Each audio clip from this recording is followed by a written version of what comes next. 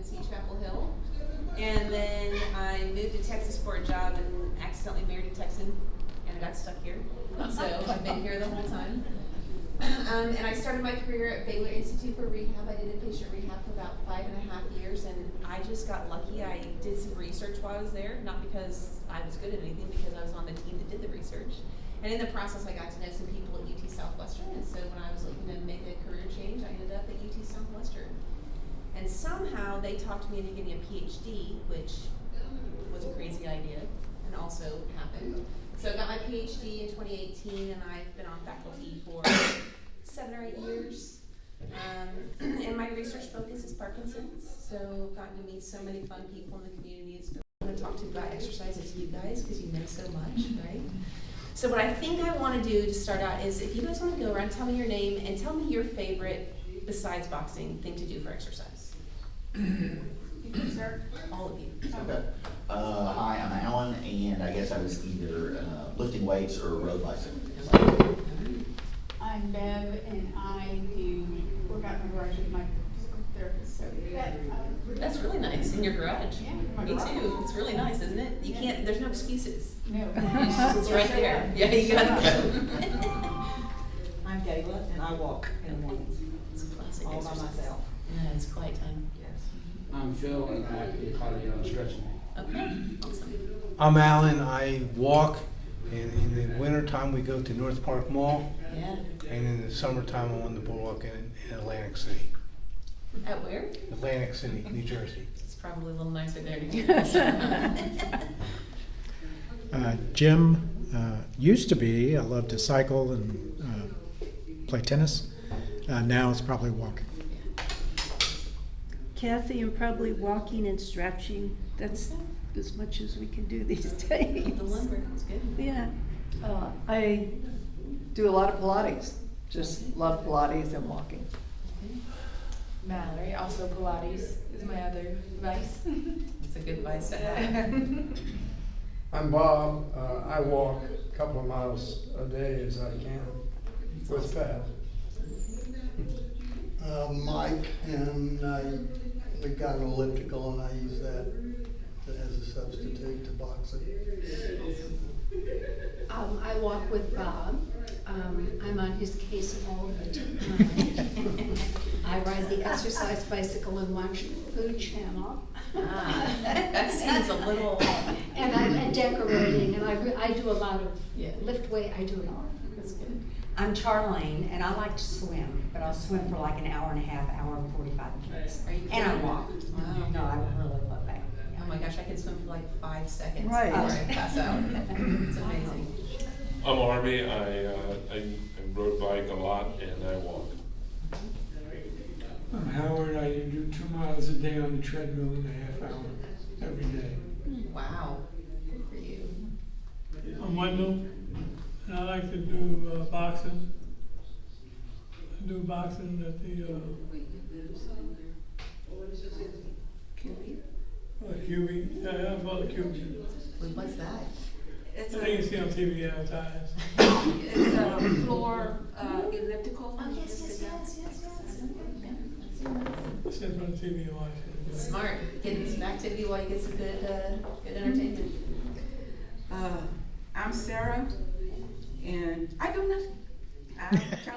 But there's boats, so it's a trade-off. Yeah, that is a big trade-off. Okay, well, it sounds like, as I was worried about, you guys know quite a bit about exercise. You all have things that you're already doing, so I'm going to let you just pass these around. So I thought we could talk about maybe a little different spin on it and talk a little bit about structuring it. So most of you, when you talk, mentioned that you like to do cardio, which is really good. So we're going to talk about a few different things, but if you had to guess, how many of you think you looked at the time you spend in a day, how much time do you spend doing anything versus something and sitting? So one of the things that's really common is, I feel like in our country, a lot of our activities are sitting, right? I mean, we like to play on the internet. I have a couple of patients who tell me they can spend about 7 hours at a time on YouTube, which I can never do, but sounds like lots of people can. Even when you're playing on the computer, things like that. How many of you think, if you look at the ratio of your time, what's your time of activity versus time of sitting?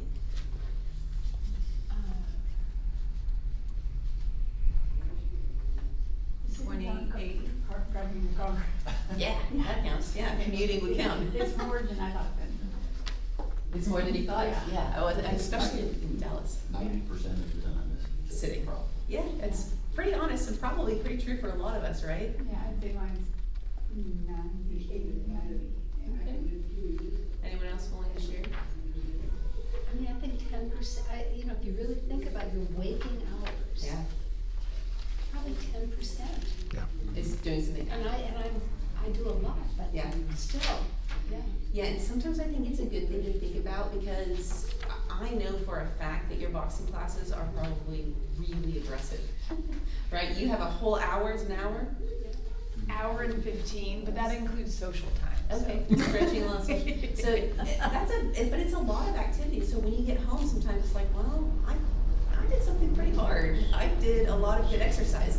But when you look at the ratio of time spent moving and time spent sitting, it does matter. And so one of the things that we'll talk about today is maybe some places that you can put some things into practice where you might get just a little bit more activity in the day. And the thing that's interesting is when you look at the research is pretty clear that just being physically active is really beneficial to help push back symptoms and to push back some of the disease symptoms. So in case, does everyone here know why exercise is so good, why they push it so much? Do we need to go over the front page? Have you guys heard all the wonderful things about neuroplasticity, about the potential for exercise to maybe slow down the progression of Parkinson's? I think No? we hear it probably is good to, right.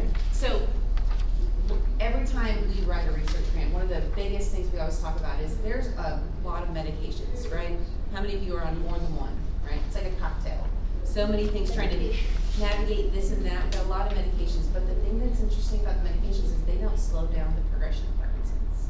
So they're all designed to help with symptoms, which is amazing because they're good at it, right? I mean, you know when your medications are off, you need them tweaked, you need to add a little something.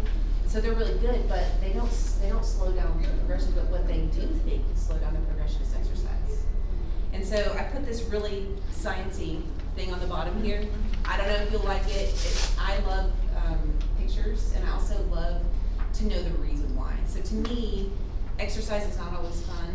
And so if I know that, oh my gosh, when you look through this, they think the basal ganglia where Parkinson's really begins, that likely when you exercise, you release all of these chemicals and proteins. So this BDNF, GDNF, IGF, those are called neurotrophic factors. And when you release those neurotrophic factors, they're just proteins that go into your bloodstream, they go up to your brain, and it's like Miracle-Gro. So it protects the brain, it helps with sprouting of new neurons, and so it does all these really cool chemical things in your body when you exercise that are protective. And so one of the reasons why I get nervous to talk to people with Parkinson's is because how many of your doctors have talked to you about exercise, right? I mean, no? Oh, no. I think our doctor does. Okay. Well, a lot of doctors do nowadays. A lot of doctors will, hey, you should exercise.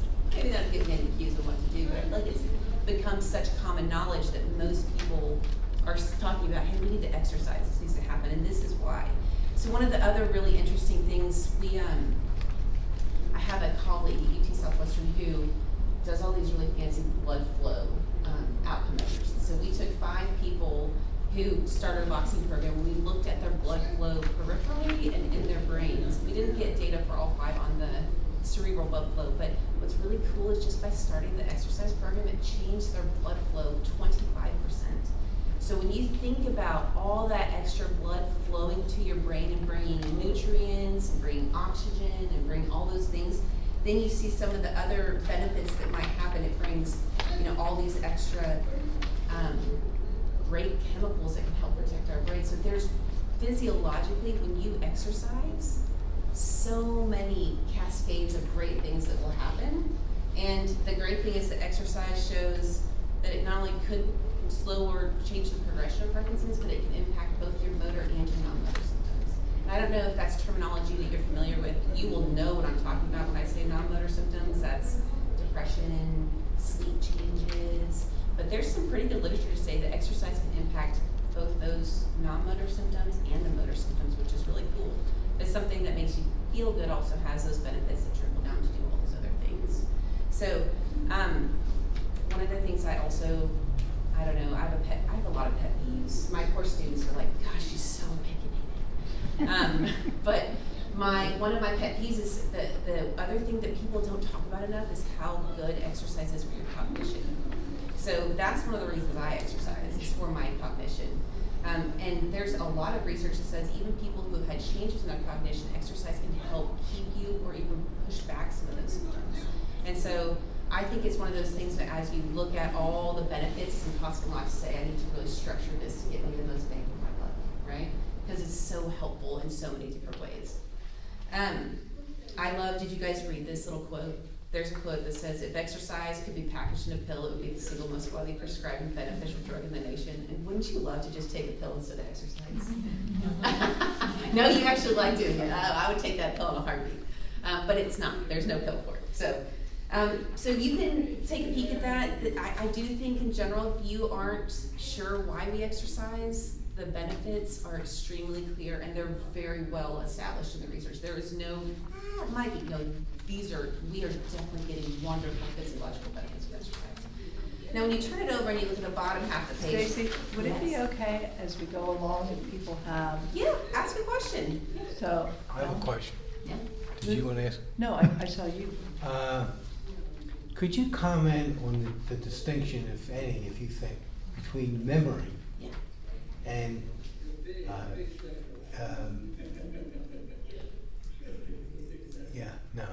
I got it here. Cognition? Cognition, yeah.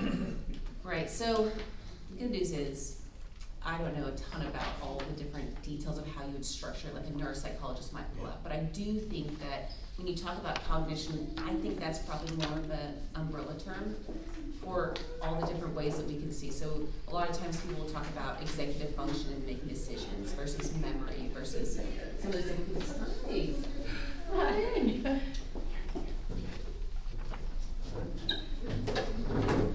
So I think that cognition is under an umbrella. It's the umbrella term. It's the umbrella term? Yeah. So it's therefore quite possible that someone doesn't have memory loss, but still there's cognitive issues. Yeah, so sometimes processing, there's a lot of different pieces of cognition that can be changing. Oh my goodness. Come on in. Here, there's places here, guys.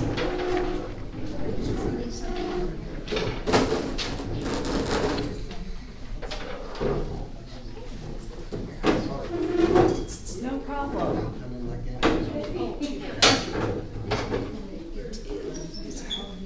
Want to just move into the group now?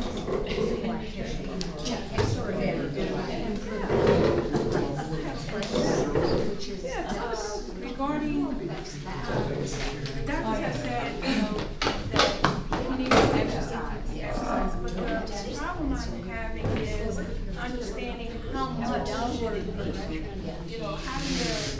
How to quantify that you're doing enough exercise to make a difference.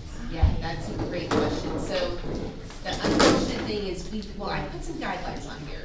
So we'll talk through some of the guidelines and kind of like, here's what they say probably is good. Now, if you're just starting, I wouldn't start with the guidelines. I'd start smaller and work up.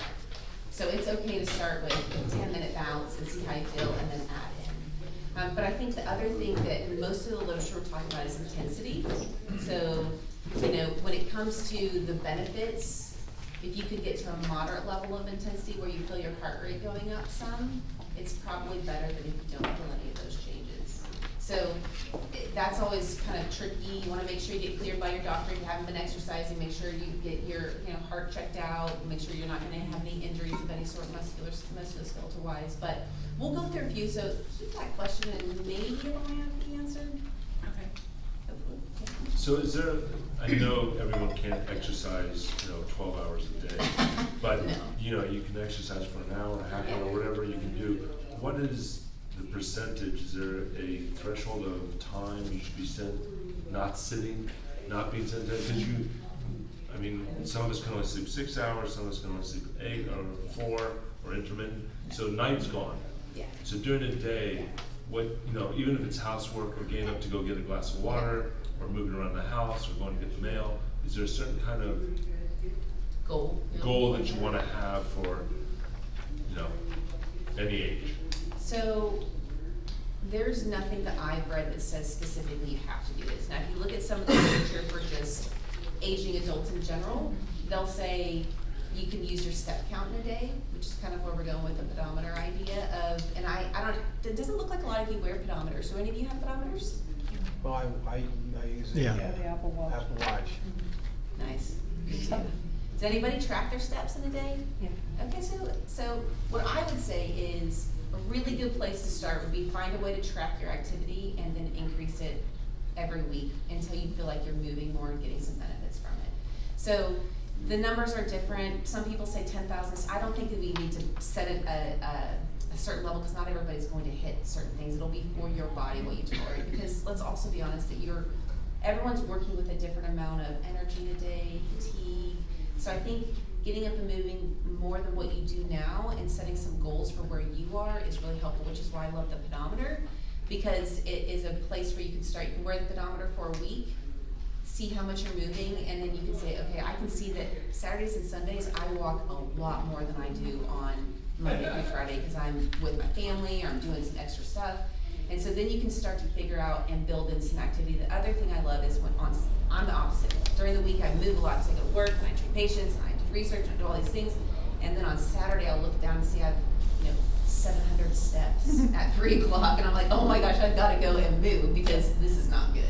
So I don't want to give a certain number because I think it won't work for everybody, but I think if you find where you are now and then you increase by a couple hundred steps every week, you'll find that suddenly in a month or two, you're walking a lot more than you were and you're up and about a lot more, and so you're getting that kind of physical activity side of things outside of when you're doing good exercise. As far as aerobic versus strength, Yes. if you have a limited amount of time on a day, where do you want to focus your attention? Well, it's a little hard because I don't know all of you. So some people's strength may be the most important thing. Personally, I think it depends on your purpose. So if you can't get out of a chair, strength is probably your most important thing, because you need to be able to do your function. But if you're looking for what we think probably in the research does the most for your disease progression, for releasing all of those proteins and chemicals, your aerobic exercises. So that's aerobic that's doing all of this, yeah. Okay. Now, there's a little bit of literature to say strength does the same thing, but the literature is stronger for aerobics. Okay. So it depends. That's the answer the students hate. Well, no, and then I have a silly question. Yeah. What is basal? That's ganglia? Oh, the basal ganglia. It's just a section of your brain. So, you know when they do, I don't know if any of you can do a CAT scan, where they looked at the kind of what the dopamine producing cells look like, it's just that area. Oh, okay. Yeah. Yes. I'm just going to open this up because I don't know, but Alan and I often have something that he says to me, well, I went to boxing today. Okay, so you went to boxing. Therefore, then, and it's become, an issue over the years, then I went to boxing. Well, then you're sitting the rest of the day. And I was wondering if anybody else has kind of that little, yes. Kathy's good about saying, you need to get up and move. You need to get up and move. And constantly reminding me to do it. And I don't do it, but I know I need to get up and move. Right. So I'm in the same kind of boat. And from what I understand, that's not necessarily unusual for a Parkinson's patient to not And because move. fatigue is also, you're tired, Exactly. The other thing is it's not abnormal for our entire population. I mean, if you look at, I treat people all across the spectrum and everyone has a hard time getting more activity in. Because our culture really doesn't facilitate that. We're not a culture that walks to the grocery store and walks to do this. We get in our cars and we drive and we get the closest parking spot we can, and we do all the things that are kind of counterproductive. So you're definitely not alone. You're in the majority of what we see in the United States. I also think like Bob does better with structure. Yeah. So in Yes. other words, boxing is Right. structured, so Monday, Wednesday, and Friday. So it's Tuesday, Thursday, Saturday, and Sunday when I'm on him all the time to do something else. And we do sometimes, but he has a hard time with that. I was gonna say, I like that he battles for Yeah. I have noticed that George, when he does go to boxing, he comes home and it's almost like he can't do anything else. Sure. Oh, yeah. It's exhausting, and then the next day, I mean, he can tell. He's just kind of weighed down, almost like he has gone to the gym and, like totally ripped all of his muscles, and he's walking around and he's like, and so he'll go outside and he'll do some stuff outside and he'll come in and he's just wilting. Yeah. And I'm looking at him and I'm like, maybe you need to rest. Yeah. Sit down because you look so tired and Sure. so I want to kind of encourage him to do more movement, but when you're looking at, when you're looking at him and you're like, okay, I can tell that you're exhausted. Why don't you go sit down? Yeah, one of the things you might talk to your doctor about is sometimes when you exercise vigorously, it can use up a lot of your dopamine. Yeah. And so you might ask your doctor about your medications and just tell them those symptoms are happening. Is there anything that we can do to kind of address that? Because the exercise is good and we want to do it, but if it's wiping you out for a 24-hour period, it may be something where they can adjust here and there that would make you feel a little bit better. That's good. Yeah, because he'll say, well, I think I'm gonna go to boxing. Is that okay? And of course I'm like, of course, yeah. Please do. And then when he comes home, he's pretty good. He's like, he's ready to go. And then for about an hour after that, I see him kind of feeding. Yeah. The other thing I would say, are you getting enough, because I know with medications it's hard to get protein. So if you're working out that hard, are you drinking good water with maybe even, looking at your electrolytes? Are you getting good nutrition where you're getting enough protein to kind of help your body recover from those things? So you might look at some other factors too to make sure that you're optimizing all those pieces to feel your best. I know that one of my excuses is that Mallory, in my view, has intensified the workouts. I mean, I think they've been stepped up. Blame it on Mallory. That's awesome. You're welcome. Yeah. And so They are. He has mentioned that you're getting. I think it's just a common thing, and kind of correct me, what I see too is just as a physical therapist that in the clinic sometimes we take it too easy on people and we're not pushing people enough. And so with, these guidelines that I'm sure she's gonna go through, and then I know there's other guidelines out there from Parkinson's Foundation and American College of Sports Medicine that has, that it's supposed to be like that moderate to vigorous activity for 30 minutes 3 times a week. And so you're welcome. No extra charge. It's true. And you pay for that too. Isn't that the biggest bugger? But yeah, I mean, we have kind of increased a little bit as I'm learning, as a physical therapist, I'm used to seeing people one-on-one. So I started out a little lighter as I try to learn, and as I get to know everybody and we keep adding to our group and getting bigger, I'm getting more comfortable too, and knowing what we can do to push and where I need to back off. But to that point, it is more of an individualized, like you guys have your stations, at least Monday through Thursday. I know Melissa does her fun Fridays, but we have the station, so does allow, take breaks as you need it. It is built in for that, but it has gotten a little harder, yes. And I think also want to be cautious because there are days in which you need to rest. That's a very real thing. And I pick on the students, so I teach UT Southwestern, and they're always like 7 days a week for exercises. I'm like, nobody does exercises. Are you going to do those No, you need a day of rest. So if your body feels run down, that's okay, but when you're feeling like when you feel like you could add some, that's when you probably should start thinking about where can we add some little extra pieces in to help us. And so I think one of the things, let's actually look at the guidelines. So these guidelines are the newest ACSM.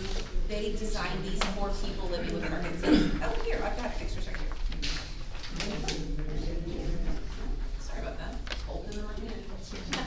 Thank you so much. So these were designed for people living with Parkinson's, and one of the things that is interesting is most of the guidelines say 3 to 5 days a week for your aerobics. So you can play with what works for you. They say the bare minimum is that 3 days a week, 30 minutes. Now here's the deal. I don't think you need to go out tomorrow and start walking for 30 minutes if you haven't done so, because that's too big of a jump.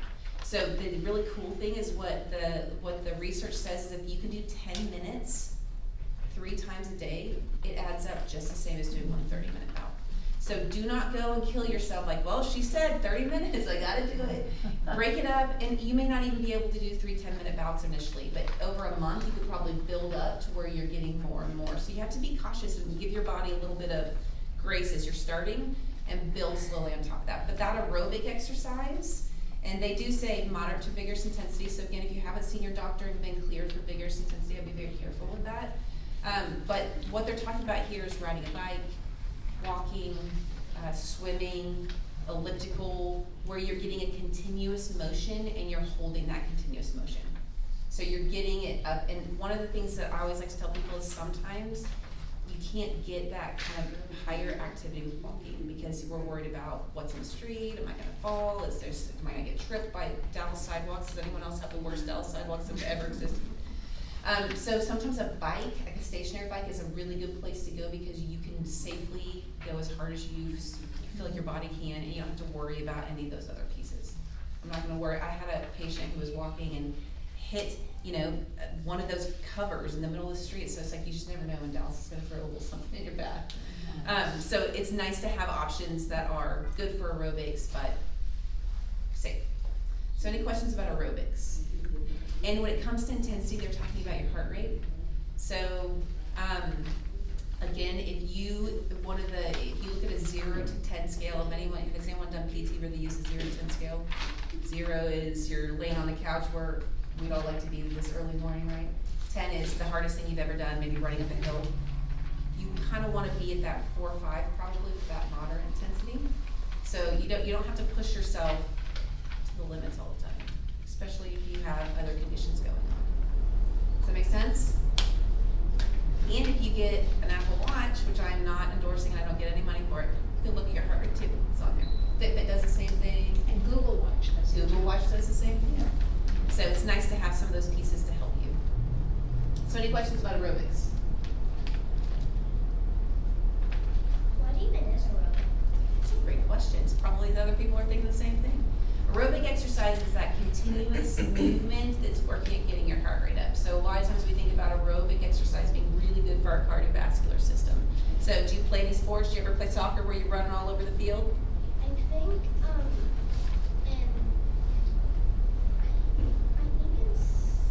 was it second grade that I did? Yes, you did soccer. Was it in second grade? Yes, it was in second grade. In second grade I did soccer once.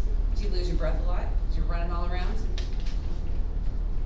Yes. Yes. That's aerobics. Good to know. Yeah. All right, so then just strength training. Does anyone here actually lift weights or do TheraBand or something that's resistance? Yeah? So, and I should say, You all should be raising your hand. We do it in class. I like both hands going up. Yep, I definitely do that. So the joint strengthening, and one of the things that they don't have in here, which surprised me, is posture. So posture's not listed anywhere in particular, but if you're above the age of 60 in the US, and especially if you have Parkinson's, you should be looking at your posture and doing exercises for that from the beginning. Just it should be part of the deal because we know that's where a lot of people struggle. So if you can keep your posture really good, it helps your center of mass, which just helps your balance. So basically, if you can keep your posture nice, it helps your balance a little bit. But strengthening is one of those places where you work on back muscles, you work your leg muscles so you can get out of a chair easily. You can work on your calf muscle, all those different things that you do, your heel raises, rows, all that's strengthening. So one of the things that's great is you can do a lot of strengthening with your body weight if you set it up correctly. You can do modified push-ups, you can do sit-to-stands and get a lower surface so you're working harder. There's a million ways to do it. But strengthening is one of the things that they have on the list. Now, those instructions are a little more complicated. 2 to 3 non-consecutive days per week, 30 minutes a session, 10 to 15 reps for major muscles for resistance, speed, and power, which basically all they're talking about there is sometimes if you can stand up faster and what they want is if you can get your major muscle groups twice a week, not on 2 days in a row, because they want a rest day so that if you do feel sluggish and you've used all that, you've kind of torn your muscles up from getting good strengthening, you get a day of rest in between. I think this one's a little harder to do on your own. How many of you feel a little intimidated by strengthening? Like, I don't know which muscles to do, I don't really know how to set it up. So that to me is a time when it's nice to have someone help you, whether it's in an exercise class, with a personal trainer, with a PT. Because what they should do is look and see where you might have some weaknesses and help you design a program that works for you. If you've never done it, if you've done it, go for it. You have that knowledge, but that's a good one to make sure you got the power to do the things you need to do. Anyone have a hard time getting off the floor?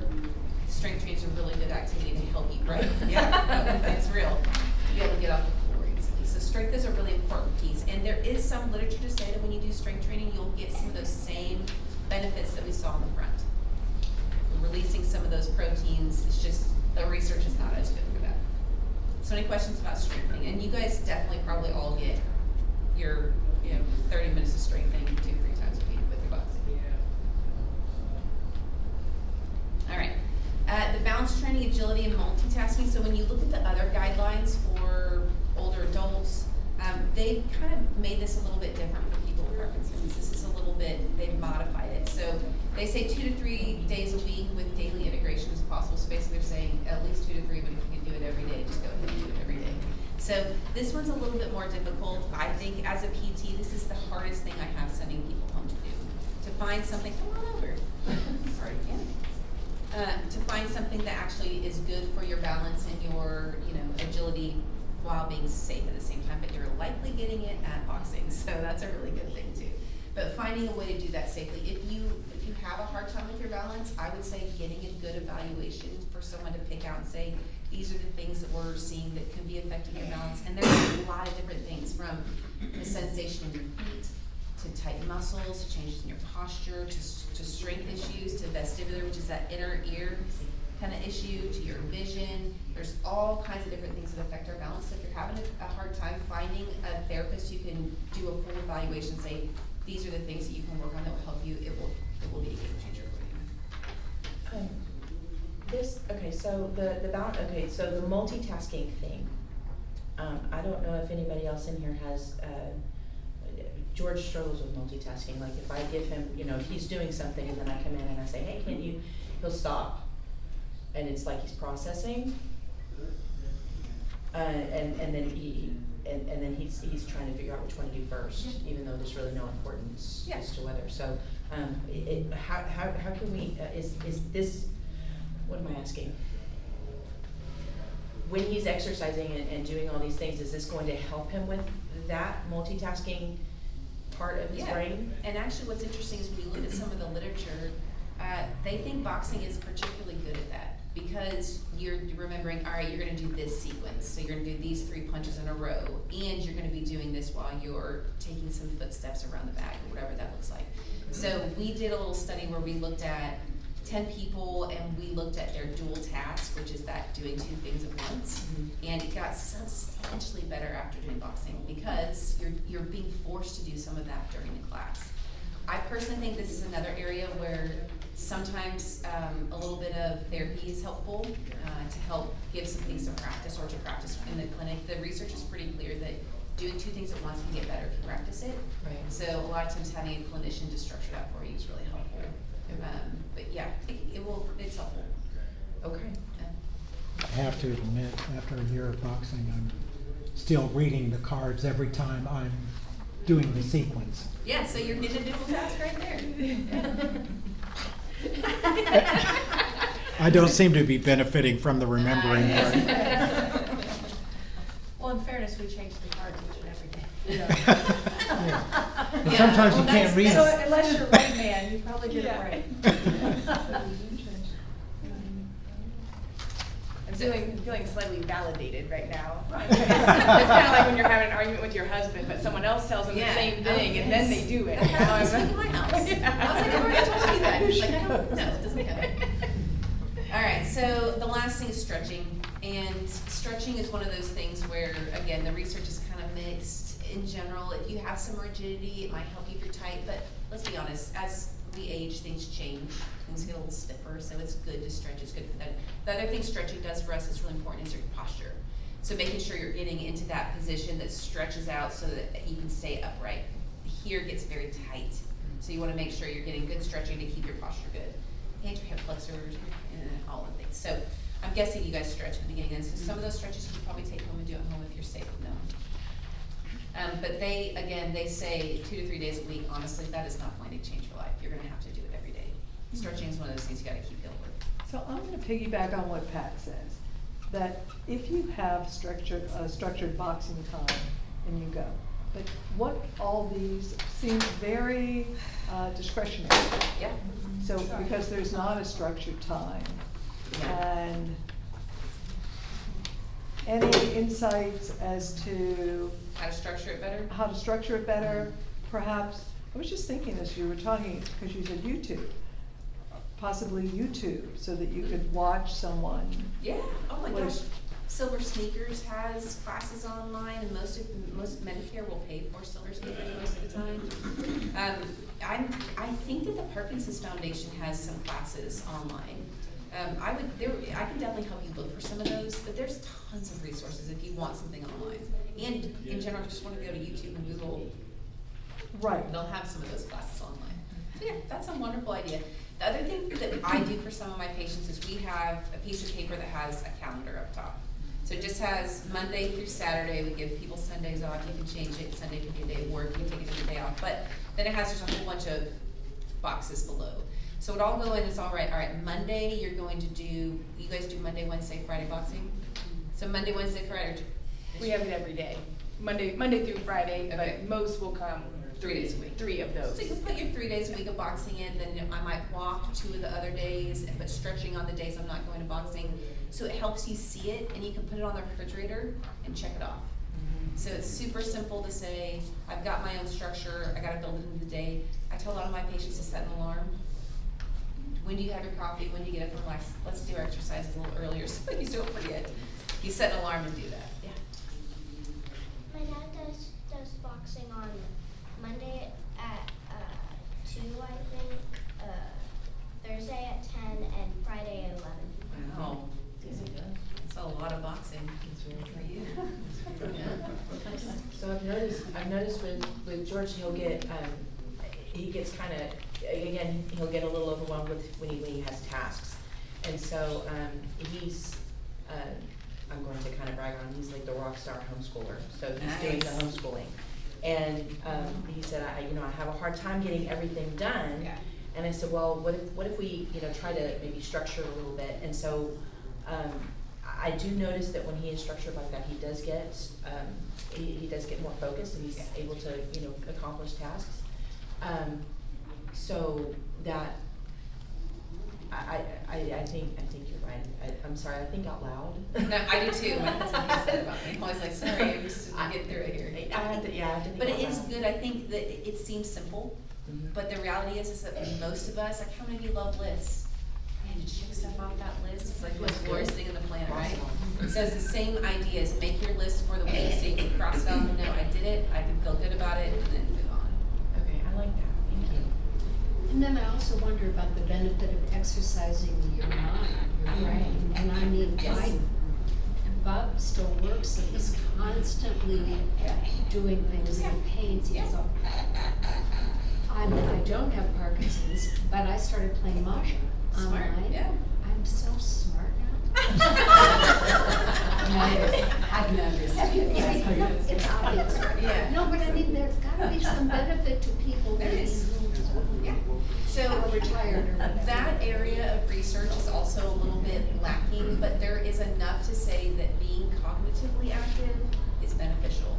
So doing things like learning a new task, learning to play a difficult game, reading, doing those things. If you learn a new language, I had a patient, his wife made him learn quilting, which I loved, but she was like, it's good for our brains because learning all the stitches, learning how to do it, and it's fine motor skills.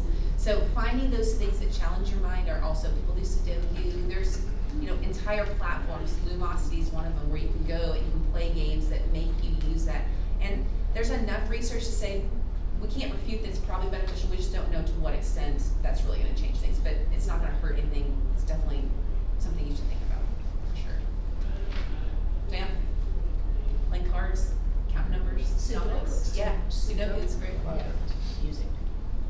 Okay, so any questions on that? On exercise? Everyone already thinking, how in the world am I gonna fit all this in? I'll tell you one thing that I like to tell people, and you can take this or leave it, but how many of you eat 3 times a day?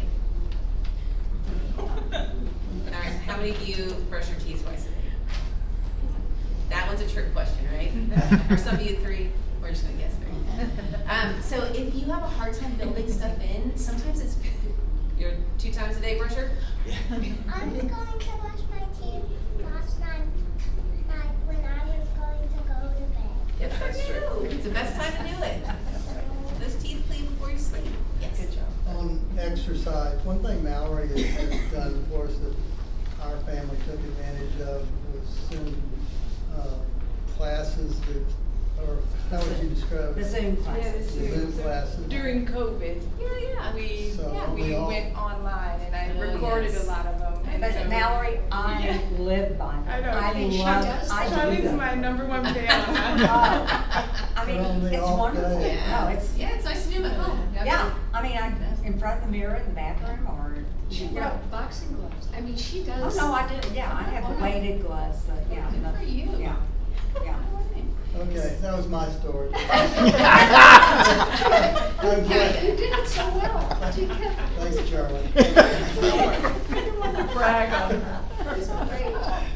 So if you aren't driven to do the Zoom, finding time of the day that you can build exercise in. So a lot of people, if they remember when they brush their teeth to do a little balance by the sink or do a couple of sets of stands, and it builds it into the day. So if you're forgetful, you probably aren't going to forget to brush your teeth or eat. So you can add exercise into those activities. It's really nice. And a benefit is if you wait to do your exercise until right after you eat, it helps your blood sugar regulation.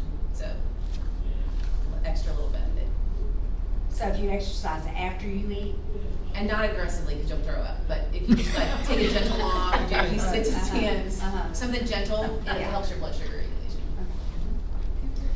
All right, so let's talk just a teeny bit because I got ahead of myself. Does everyone know the difference between physical activity and like exercise? The kind of definition of the No. two, because I do feel like it's a little confusing. Okay. So once again, physical activity is your umbrella term because when you're boxing, you're getting physical activity. But physical activity also encompasses everything you do during the day. So gardening, you play golf, if you go to the grocery store, you get points for physical activity for all of those. Cleaning, which I hate, you get points for that. And then your exercise is a focused, purposeful, something that's designed with a kind of a goal in mind. So your aerobics, your strength, some of those sorts of things. I think it's hard to count flexibility into your exercise pot because your heart rate will not change, but it still gives you all those good benefits. So when we talk about physical activity, one of the things that's, the reason why I brought up pedometers, and honestly, the other thing, I put a few different kinds, because I don't really think I don't think, the research is not clear there's a best kind yet. There's one on here that there was a whole group of people, Parkinson's, that ranked how much they liked them, and they liked the Pebble Smart watch the best. I've never even heard of that, but this is the last 5 years, so it's got to be still on the market. But things, did anyone have an iPhone to carry around? Yeah. Did you know that your iPhone's tracking your steps for you? Right. So There's a you little have to have it on your icon person. that's, yeah, and I keep it Yeah, and you're when I'm walking in my. Very depressing, Yeah. looking at my iPhone, seeing how much I've walked. Well, I would just say you probably left your phone on the counter. I left it on the counter, steps. that's right, yeah. So you didn't get credit for it. It actually creeped me out when I found out my phone was tracking me. I was like, oh, I didn't ask it to do this. It's weird. But anyways, so your physical activity, pedometers are a great way. The way that I like to tell people to do it is get a pedometer, wear it for a week. There are pedometers you can wear in your shoes, so if you think your arms maybe don't swing as much as you used to swing them, you can put a pedometer on your shoe so you get credit for all your steps. You won't miss out if your arm doesn't swing. Again, there's some that you can put on your waist. Fitbit used to have a really great one that went on the waist, but they've kind of gone away from that, gone more on the watch. They still do. They have one. And it used to be that if you got it at that on, you could use your 25% off coupon or 20% off coupon, which is a big deal on a $100 Fitbit. I've had patients get some pedometers off Amazon for $20, and they're great. So having something to help you get credit for all the things you do today. You get up and go to the grocery store and you go to your religious service and you do all those sorts of things, you're gonna get a lot of credit, and then you can see the days you don't do as well, and you can monitor and start to watch. So what I usually tell people is take 7 days, write down every night how many steps you get, average them, so you get kind of what the average is, and then take that average and always try to stay above that average, or even try to slowly increase by a couple hundred steps. So if your average is 2,000 steps this week, try to stay at 2,200 steps. So you're slowly increasing your activity. Your body doesn't even notice. So it's not dangerous, it's not gonna wear you out. You're just slowly adding more physical activity to the day. And I put a little bit on here about the research says that physical activity itself declines as the years pass. That's what the research shows. So most of us, as we kind of go on in life, we move a lot less. And so that even doing just a little bit can give you a lot of health benefits. And it has some suggestions, even just parking further away, doing some gardening, you get credit for cooking, all those sorts of things. Questions about that? Thoughts? What are some, I guess, not everyone wants a calendar, I totally get that. Are there other ways that you think you would maybe monitor how much activity you could get in a day?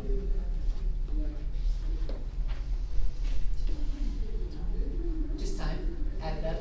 My husband actually does that, he just keeps track of the amount of time he wants. I was gonna say journal it. Yeah, journaling would be a great one.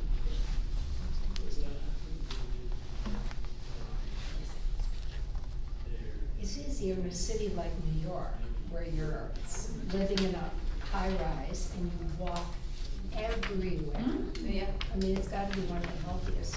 Oh, yeah. So you could all They- move to New York. There's actually, there's a group that started in National Geographic called the Blue Zones, and they found the 5 areas in the world that have the most independent living centenarians. And one of the things they found is most of those places were cities where people walked everywhere. So one of them is island in Greece. So if I wouldn't move to New York, I'd go to Greece. I mean, I'm not telling you. I'd go back to New York. But having that ability to have that just naturally in your day. Most of those people grow their own vegetables, so they're out in the garden. Yeah. Do you know which island? I can never say. It's Harriet is what it looks like to me. There's one in Loma Alto, California.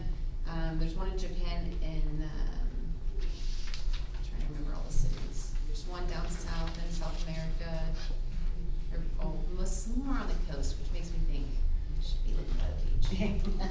My daughter went to Italy right after she graduated, and she stayed with a friend of hers, and she said she was there for 10 days. And she goes, Mom, I have never seen so many people walking around in my entire life. She said they walk everywhere. Yeah. And if they have to travel, they travel to where they're going, they park the car at the furthest they possibly can, and then they walk. Everywhere. Yeah. She says, I'm exhausted. I'm like, you're 18 years old, you shouldn't be exhausted. That's right. That's But true. yeah, she walked everywhere. It's true. And they ate a lot. They eat a lot of really good food. Now, one of the things that I didn't put on here, but if we ran out of time, I was like, we could talk about wellness, because I know this is gonna sound funny, but I don't think a lot of people realize that in the research, they talk about sleep, they talk about stress management, they talk about diet, all impacting how you feel with your Parkinson's.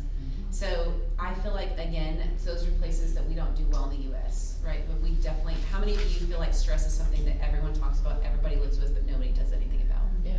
Right? It's just part of life. So, but there's research to say that people, when they're stressed, will have more symptoms of Parkinson's.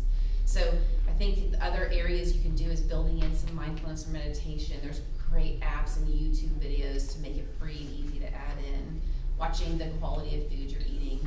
It's extra hard because the medications, I hate that. So no, it's like, I can't eat around the medication. If you're taking it 4 times a day, it gives these huge gaps where you can't eat, but finding good ways to add in. What is it? So you're not supposed to eat around the medication? Your protein. So if there's a window around your medication, if you eat protein, it can sometimes mess with the uptake of the. So do not eat protein around the time, yes, of medication.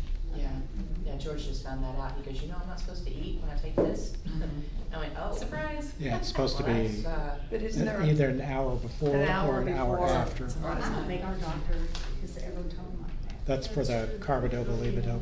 So no protein an hour before, or are you talking about just don't eat an hour before? I think we need to make that distinction. So most of the literature points to protein as being the culprit of messing up the uptake.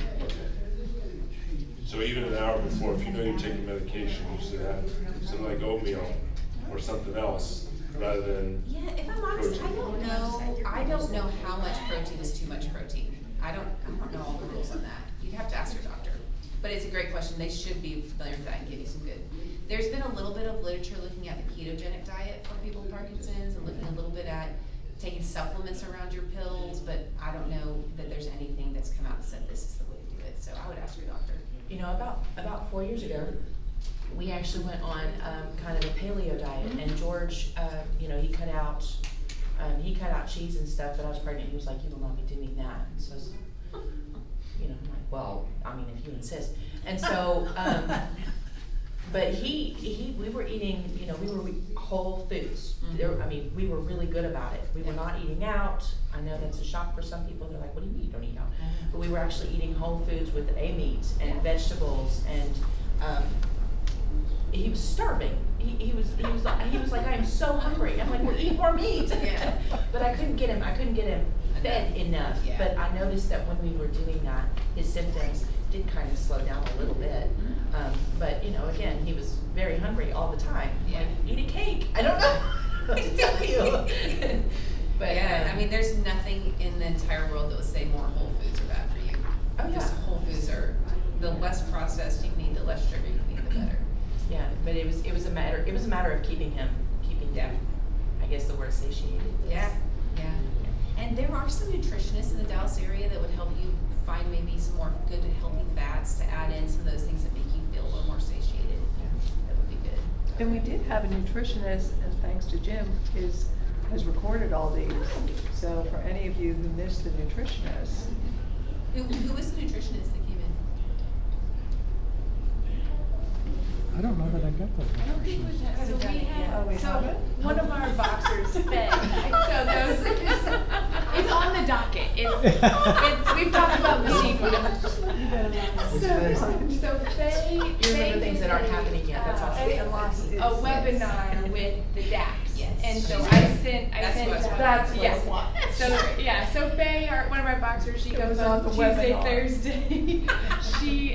We've talked to her about doing one, like a speaking that'd be a great one. in here too. So yeah, she's fabulous. So Yeah, she's great. She spoke at UT Southwestern once.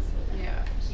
But it was a webinar. Yeah, it was a I think webinar. there was something that we had a nutritionist. Well, you have a lot of activities. Lots of things. That's it. I'm going out of town. You need to start playing Well, she told me we had a nutritionist and I forgot.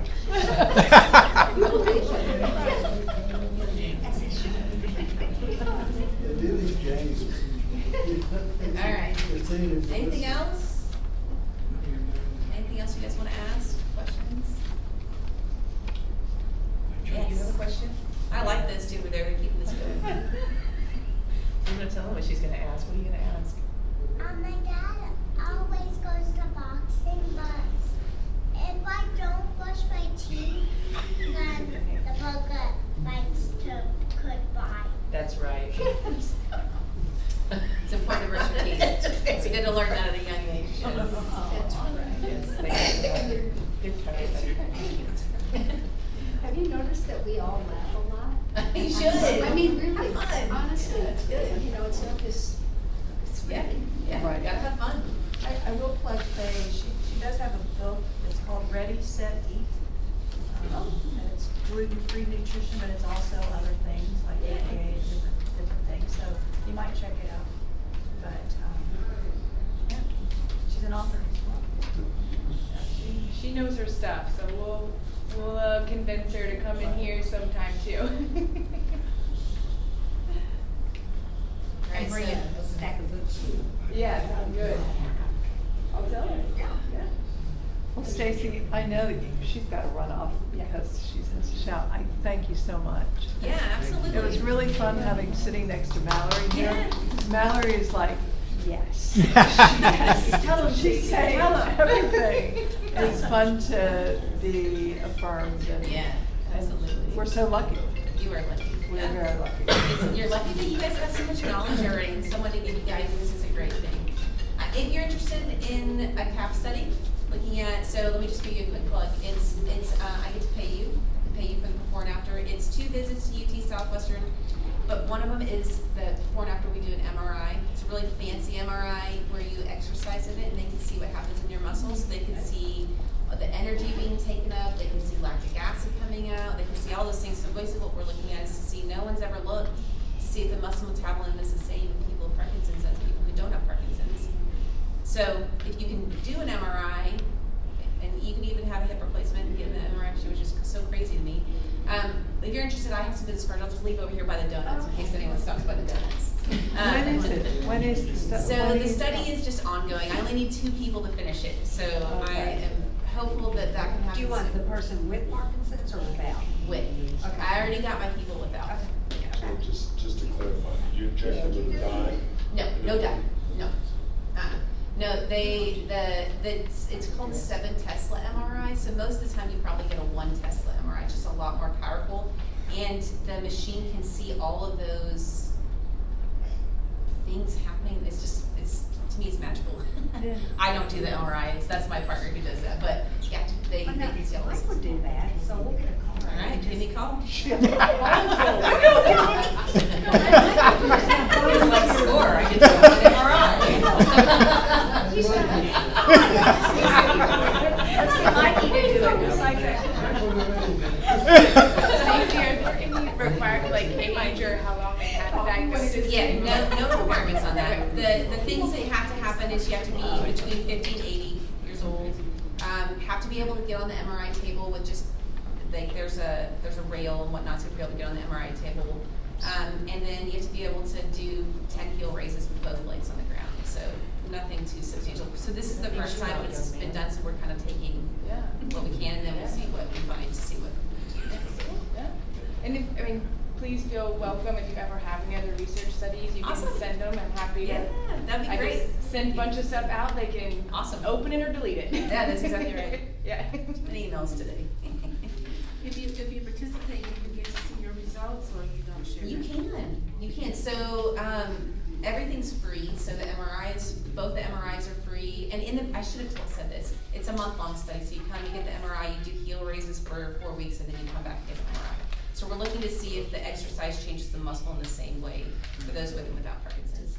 And you have the right to see anything.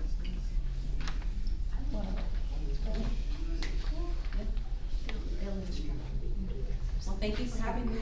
Thank you. I need to have you come talk to my students. They don't ask this many questions. It's not Send your students to us. Yeah, exactly. I don't want to